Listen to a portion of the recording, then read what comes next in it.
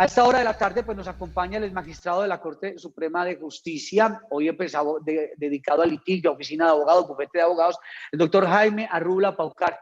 Doctor Jaime, nos complace mucho tenerlo a esta hora en Gran Ciudad y qué bueno que haya abierto un poco su espacio en la agenda para compartir con los televidentes de Gran Ciudad. Buenas tardes.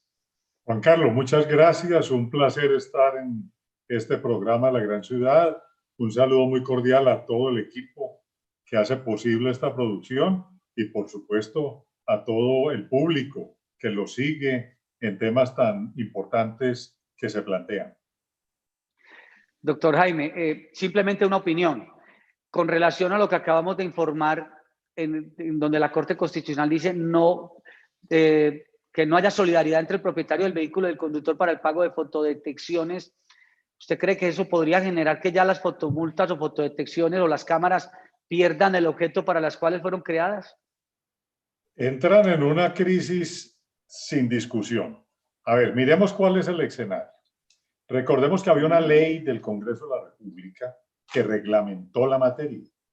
Y esa ley, en uno de sus artículos, estableció que el propietario del vehículo era solidariamente responsable con el conductor del vehículo. La Corte entró al examen de exequibilidad a ver si esa disposición se ajusta o no a los dictados de nuestra Constitución política. ¿A qué conclusión llegó? Con una sentencia que conocimos 4 meses después. 4 meses después. Estaba cacaraqueada, pero no la habíamos podido leer.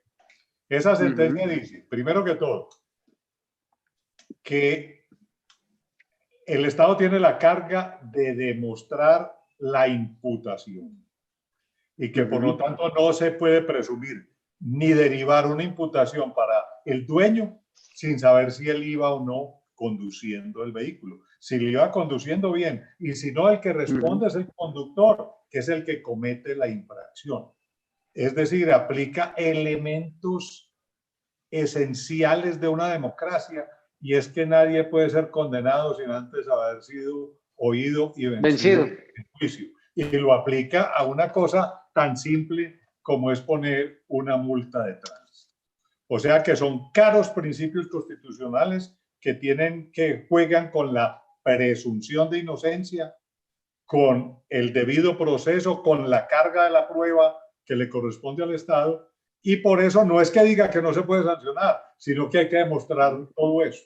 Y el problema es que las cámaras tienen una tecnología que no detectan quién es el que va conduciendo, detectan la placa, el vehículo, unas fotografías muy bien puestas, pero hasta llegar a decir qué es lo que pasa dentro del vehículo, no está la tecnología. O sea que va a haber un problema, porque cada vez que el propietario, primero de todo, no le pueden derivar responsabilidad, tienen que cumplir con la orden. Recordemos que pidieron una nulidad de la sentencia. Y también esta semana se falló diciendo que se mantenía la sentencia. Hay unos salvamentos de voto que vale la pena apreciarlos, pero definitivamente el tema de las fotomultas quedó en Colombia en jaque mate en términos de ajedrez. ¿Por qué? Porque así no va a ser posible aplicarle la sanción al propietario del vehículo, sino al que va conduciendo. Y muchas veces no se va a poder demostrar quién es el que va conduciendo. Tendría que hacer que la persona aceptase buenamente la responsabilidad. Y mire, que lo que se cobra por estas fotomultas es un dineral. ¿Correcto? Es un dineral. Y eso está concesionado, eso lo manejan particulares. Particulares. Ya que vamos a ver qué es lo que se va a presentar a raíz del fallo de la Corte.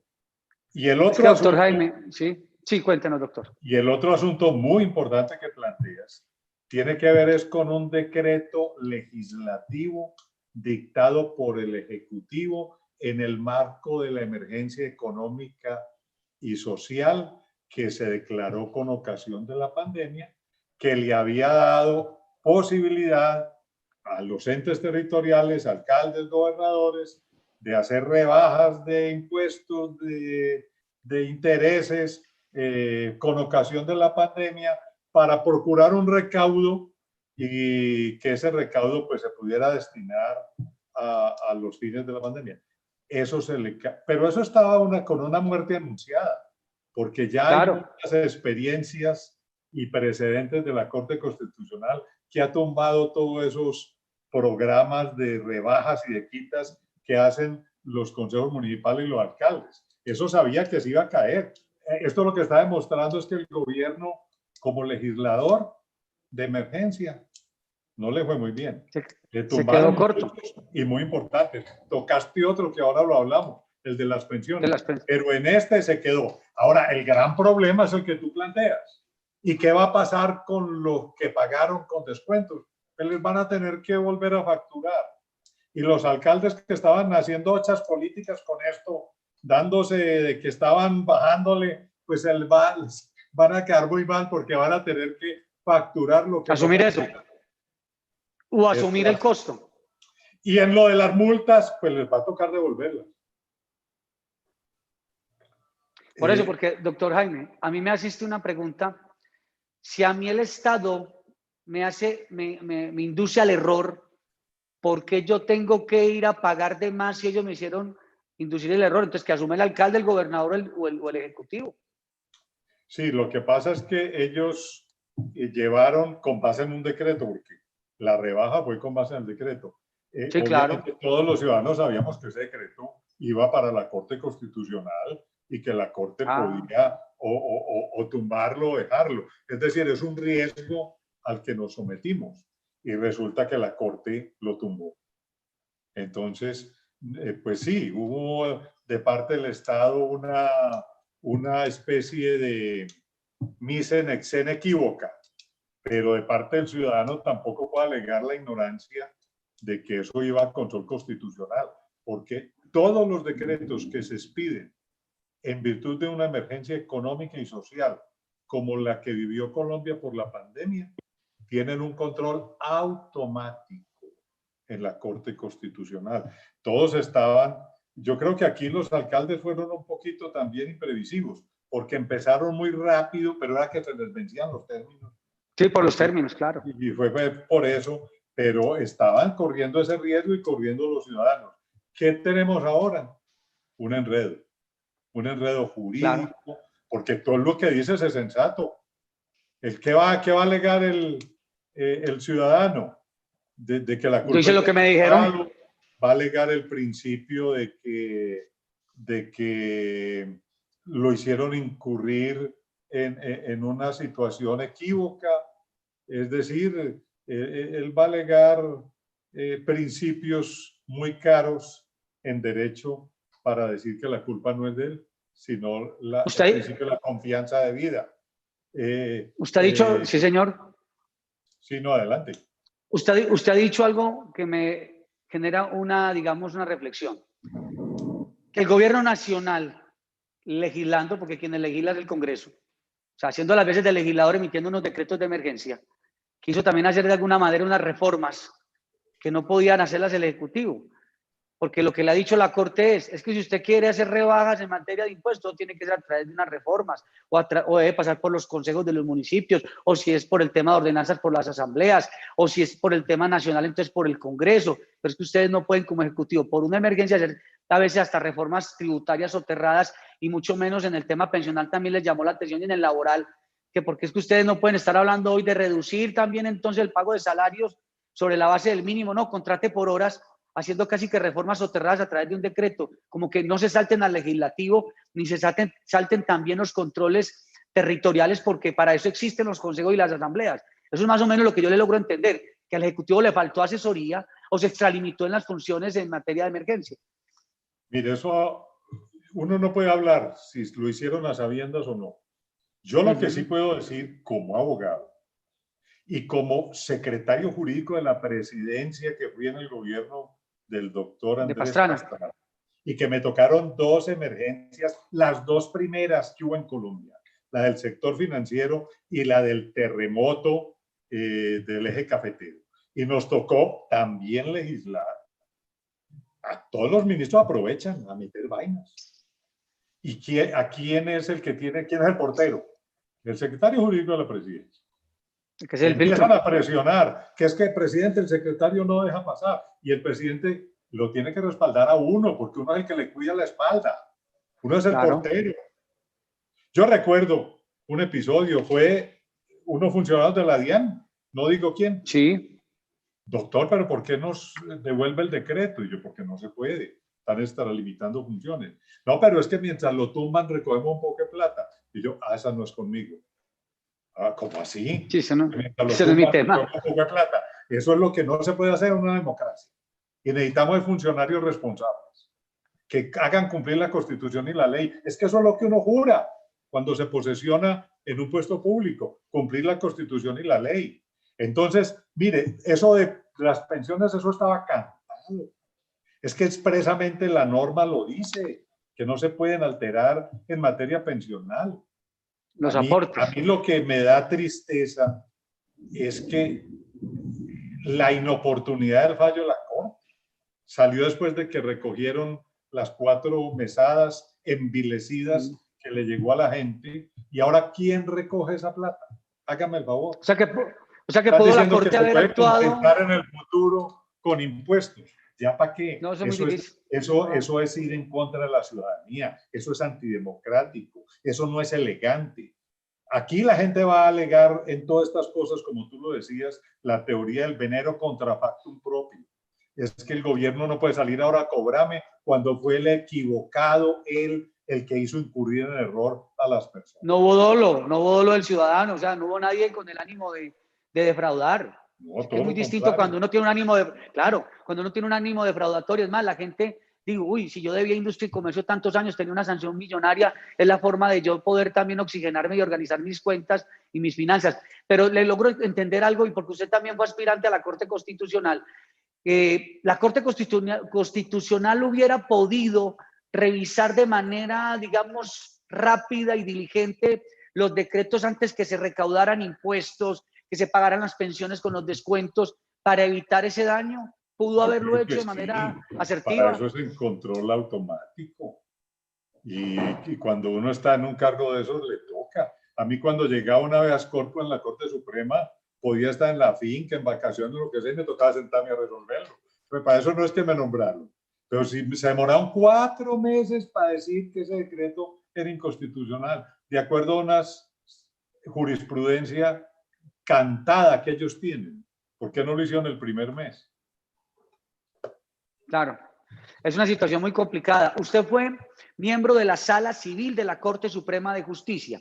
Y ahí, por ahí, indagando un poco, a propósito que le quiero comentar algo, me parece muy bueno lo que ha hecho la Corte Suprema de Justicia en los últimos meses, que hemos sentido que está haciendo una gran labor social, porque ha emitido unas sentencias que tienen que ver con hijos de crianza, que tienen que ver con la sumatoria de tiempos públicos y privados, o sea, unos temas sociales que uno dice, la Corte Suprema hoy está más social que la misma Corte Constitucional.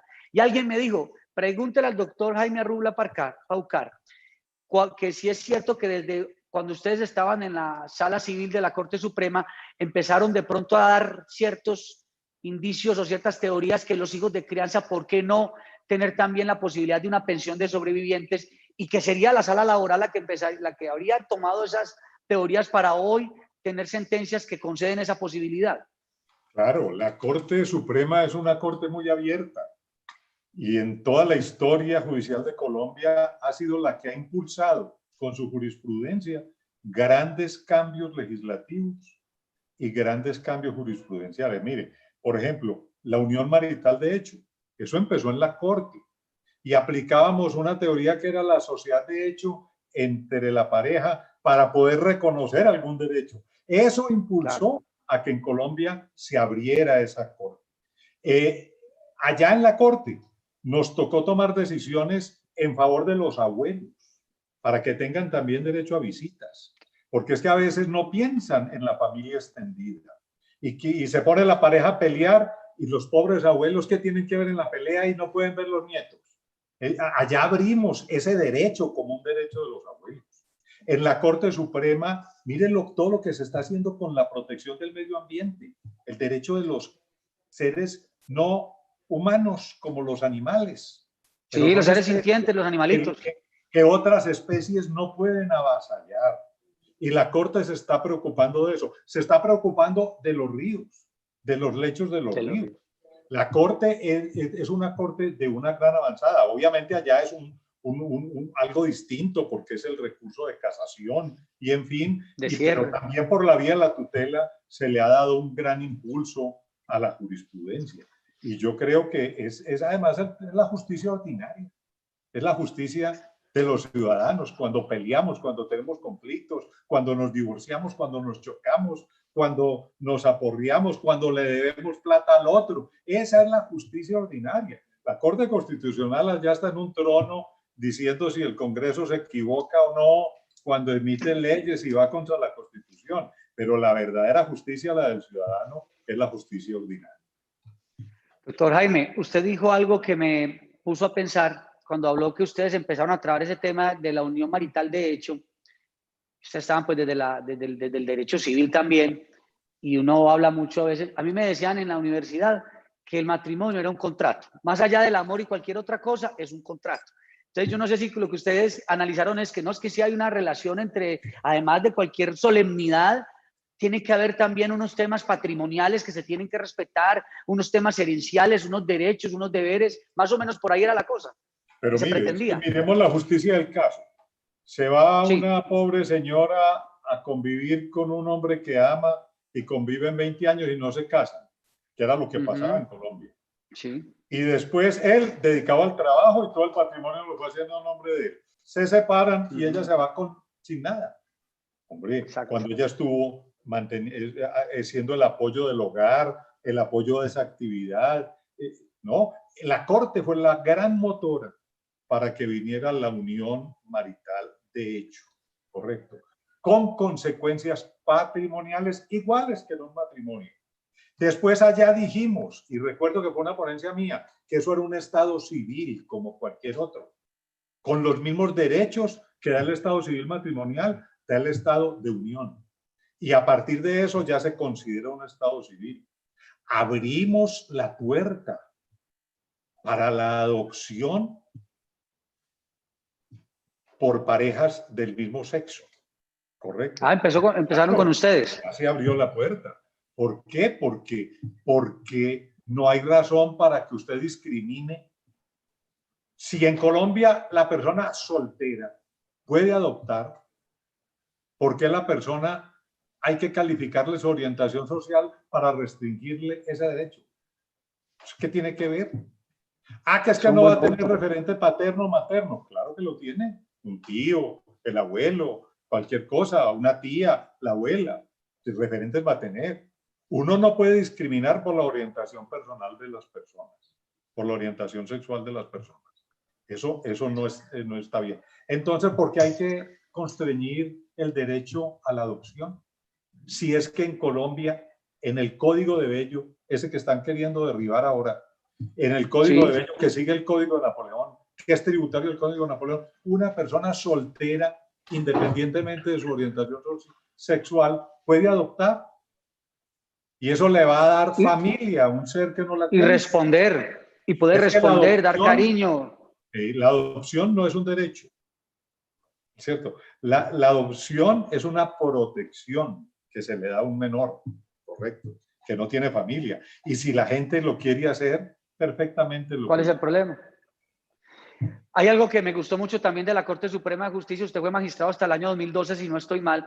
Y es que hace algunos días también dijo, no, a propósito de lo que usted decía de esas relaciones donde no había el vínculo matrimonial, donde no había la solemnidad, que nosotros lo decimos los que nos gusta el derecho laboral, bueno, eso era como una especie de contrato verbal, es que es verbal, pero había la realidad sobre la forma, o sea, la formalidad pues es el tema protocolario, pero está la realidad que es el vínculo de convivencia y toda la cosa, y la Corte Suprema dice, no señores, a quienes estaban solicitando pensión de sobreviviente, no, que tiene que tener 5 años, acreditar 5 años, y yo no, que acredite solamente el ánimo, porque si entonces yo me voy a vivir hoy con la persona y a los 7 o 10 días o 15 o 20 días fallecí, y entonces ¿quién me quita a mí, digamos, la posibilidad o controvertir que yo no tenía esa voluntad de querer a esa persona y poder durar mucho tiempo más, pero la muerte, que es algo inexorable, se puso en el camino? Entonces eso también de la Corte me gustó y pareciera que conecta mucho con lo que ustedes ya venían hablando hace algunos años. Exactamente. Y es que, mire, si se hubiera casado formalmente, hubiera tenido el derecho. ¿Y por qué si está unido no lo tiene? ¿Cuál es lo que tú dices? ¿Cuál es el rito? Que cambia las cosas cuando está la Ajá. voluntad, cuando está el ánimo, cuando está la disposición. Es que eso es un acuerdo. Una cosa es que por razones ya católicas y cristianas el acuerdo se sacramentalice, correcto. Otra cosa es que el Estado, por razones de organización, pues vuelva el matrimonio un ritual y haga un registro. Pero ¿qué culpa o por qué no va a tener el mismo derecho quien no haga ni el sacramento ni el contrato? No hay ninguna razón que justifique una discriminación. Y hoy en día los abogados, los juristas, debemos estar en contra de cualquier tipo de discriminación, la que sea y por el motivo que sea. Hoy, a la hora de hoy, en el siglo XXI, en el siglo de la inteligencia artificial, en el siglo de la conquista del espacio y del interior de los sujetos, no pueden caber humanamente discriminaciones de ningún tipo y por ningún motivo. Ahí viene una pregunta y es que siempre se ha dicho en ocasiones, no, es que hay unos miembros de la Corte Suprema que son muy conservadores, algo es que hay quienes son de avanzada, entonces lo dicen de la Corte Suprema, de la Corte Constitucional, del Consejo de Estado, y entonces hablan de una Corte de avanzada constitucional cuando estaba Carlos Gaviria. ¿Será que todavía se maneja mucho ese tema de principios morales y de pronto no se revisa toda la avanzada que significa derechos humanos, dignidad, no sé, aspectos que van más allá de, digamos, del pensamiento de cada quien? Es pues como quitar un poco eso y decir, no, es que tenemos que avanzar. En todos los países del mundo, los máximos tribunales de justicia son cuerpos colegiados. Y son cuerpos colegiados precisamente para que haya universo en el pensamiento. En una corte debe haber de todo, gente de avanzada, gente conservadora, porque la sociedad no puede ir cambiando estrepitosamente, se choca contra sí misma. Mira lo que acaba de pasar en los Estados Unidos. Sale una magistrada totalmente de avanzada, protectora de los derechos de la mujer, una gran magistrada. Tuvimos oportunidad de compartir con ella en Washington alguna vez. Y entra otra mujer joven que dicen o la tildan de conservadora. Yo no creo. Es que esa mujer tiene hijos y conoce problemas y tiene que ser de avanzada. Es decir, el derecho va cambiando y la sociedad se va adaptando. Y en esos cuerpos judiciales colectivos está bien que llegue gente de toda índole. Todo lo contrario, una gente únicamente de gente cambiante, sin equilibrio, acaban con un sistema jurídico. Y el sistema jurídico, claro, es la estabilidad de una sociedad, es la competitividad de un país. Es que si aquí no respetamos los derechos adquiridos, aquí no vuelve ningún inversionista a traer un peso. No, no. Entonces, todos esos cambios, entonces usted tiene que ser sensato en el cambio, pero tener muy en cuenta que la sociedad avanza, que tenemos unas legislaciones antiguas decimonónicas y que hay que adaptarlas a la nueva sociedad colombiana, que es una sociedad pluralista. Somos un país multirrazas.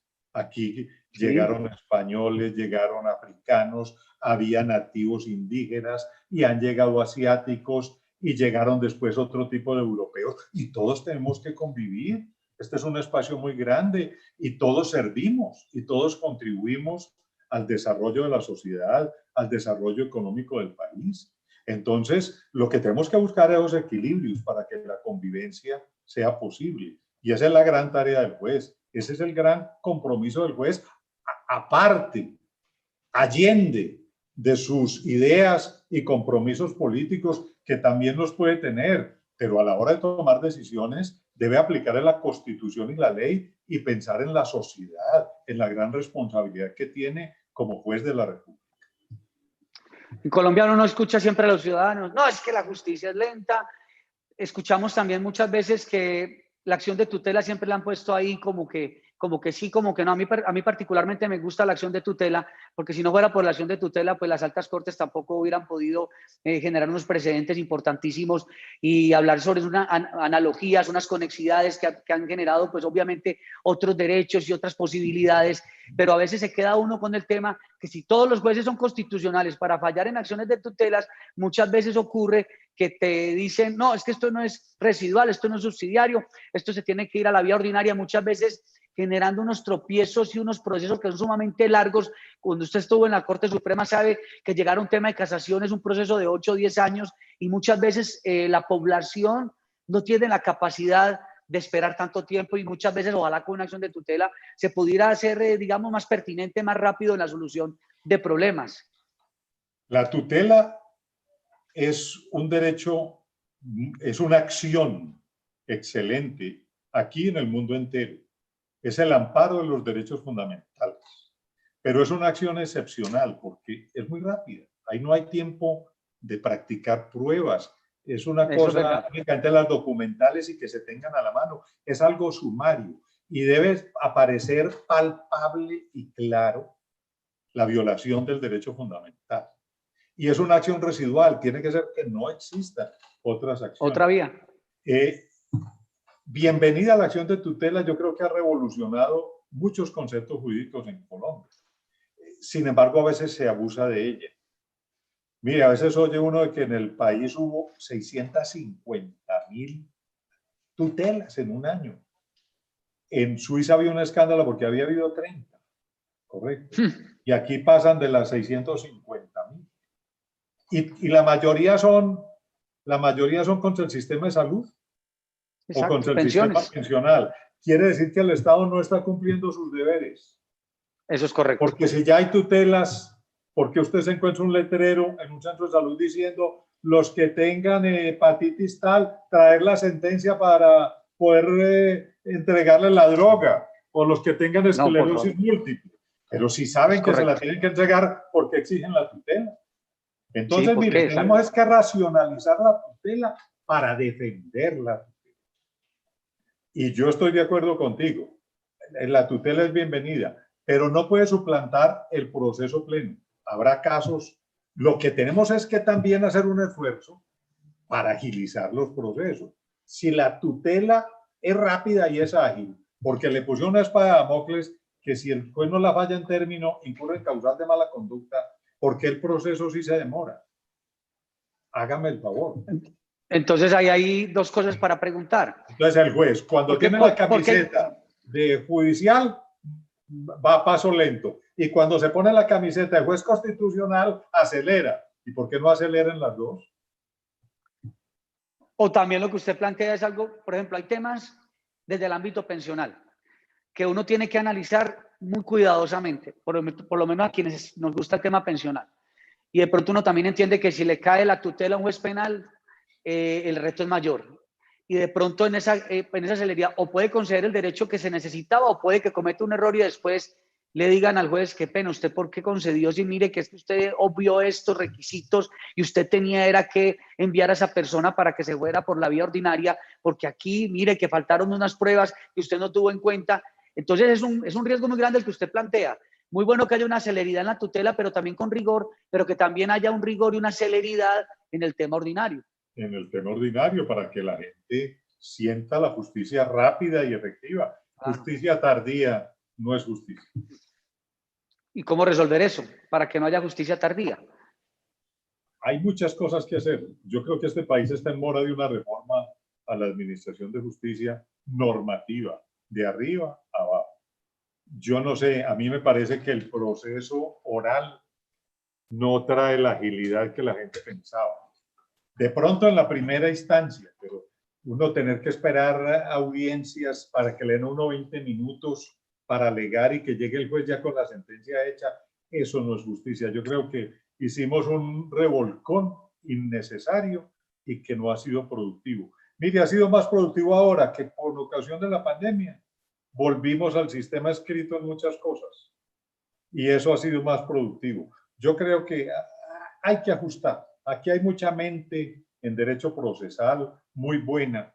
El doctor Hernando Díaz Echandía abrió toda una revolución de lo que es la contemporalización del proceso y hay muy buenas ideas. Yo creo que amerita volver a revisar con calma, sin intereses, esos códigos y esos procedimientos. La pandemia nos deja algunas enseñanzas y una de ellas es eso. Ya tenemos que entrar en la era digital, proceso digitalizado lo que se pueda, siempre y cuando no se vulnere el derecho de defensa. A mí no me pueden poner a defenderme en 20 minutos para que el juez llegue con una sentencia hecha a los 5 minutos. Eso no es un proceso. A mí particularmente me gustaba la oralidad, pero siempre y cuando hubiera una celeridad. Pero si a usted le dicen para, por ejemplo, juzgados de pequeñas causas laborales, que le fijen una sentencia para, una primera audiencia, la audiencia cuando es de pequeñas causas, de una sola audiencia, para dentro de 2 o 3 años, pues entonces la oralidad que aporta, no aporta. ¿Para qué? O sea, si no, es que uno dice oralidad es celeridad, es para que sean trámites más cortos, más rápidos, pero le van a decir oralidad y las audiencias son súper legos, pues nada, nos ganamos con eso, creo yo. No sé, doctor, ¿usted qué opina? Totalmente de acuerdo y con todo respeto, hay que mirar también las cosas. Hubo una época en que aquí los jueces los elegían cada año y cada 2 años y los magistrados cada 4 y todos mantenían el despacho al día porque sabían que si no, no los reelegían. Y ahora que son inamovibles hasta que retiren, entonces ya los despachos se vuelven lentos y no. Hay que revisar muchas cosas. Doctor Jaime, muchas gracias por estar con nosotros. ¿Algo más para comentar? ¿Alguna reflexión final? Juan Carlos, no, ha sido un gusto y a la gente que hay que confiar en los jueces, hay que confiar en la justicia. Esa es la forma de convivencia pacífica y eso sí, cualquier acto de corrupción, denúncienlo, porque como en todos los sectores de la gente, humanos, se presentan errores, pero hay que denunciarlos. Hay un detalle que se me escapaba con este tema de la virtualidad, que nos obligó en temas jurídicos y en muchos aspectos. Hoy el reto es que dice, no, ¿y cómo vamos a hacer para tener toda esa base de datos? Y que ese es el gran reto de la justicia. Y también dicen que estas audiencias virtuales van a ser muy difíciles porque se podría prestar para que haya mucho fraude. ¿Sobre eso tiene usted algún aporte en ese sentido? Yo creo que la tecnología brinda esas seguridades, grabaciones, filmaciones, salas especiales, pero la virtualidad yo creo que llegó para quedarse. No hay razón Doctor Jaime Arrula, para ignorarla. Exacto. Doctor Jaime, muchas gracias por estar con nosotros, muy amable. Estaremos buscando nuevamente para que conversemos de estos temas que yo sé que a todo el mundo le interesa saber qué pasa con la justicia, para dónde vamos, si estamos avanzando, si no estamos avanzando. Muchas gracias. Ha sido un gusto, un placer.